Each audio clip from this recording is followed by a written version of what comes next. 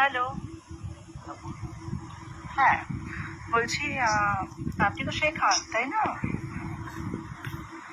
বলুন। হ্যাঁ, বলছি আপনি তো শেখান। হ্যাঁ, তো আমি কি শিখতে পারবো? আমি মানে কমার্স ব্যাকগ্রাউন্ডে নই, তো আমি কি শিখতে পারবো? আপনি শুধু বাই আর সেল এই ওয়ার্ড দুটো পড়তে পারলেই শিখতে পারবেন। আচ্ছা, মানে কোন কোন সেগমেন্ট আপনারা শেখাবেন? আপনি কতটুকু জানেন? না, আমি বিগিনার, আমি অতটাও জানি না। মানে কি কি, মানে আমি শুনেছি যে অনেক কিছু সেগমেন্ট হয়, তো সেখানে কি কি সেগমেন্ট আপনি শেখাবেন?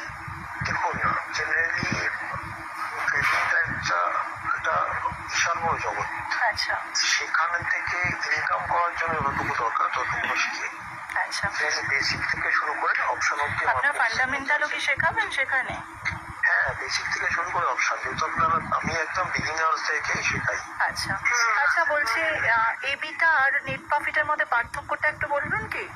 আপনি একদম যখন জানেন আপনি তাহলে এইগুলো কি করে না জানেন? না, আপনি বলুন না, আপনি শেখান তো, আপনার নাম্বারটা এক্সপোজ করে দেবো। বলুন, না বলতে পারলে একদম এক্সপোজ করে দেবো কিন্তু।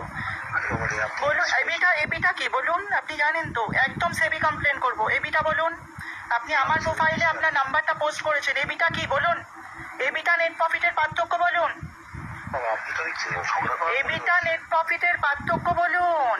আপনি কেন হাঁটছেন? বলুন এবিটা কি, এবিটা কি করে ক্যালকুলেট হয় বলুন। আপনি শেখাচ্ছেন না, আপনি এবিটা এবিটা বল। তুই শেখাচ্ছিস না, তুই টিচার হয়েছিস, ধাউতাবাজি খুলে বসেছো।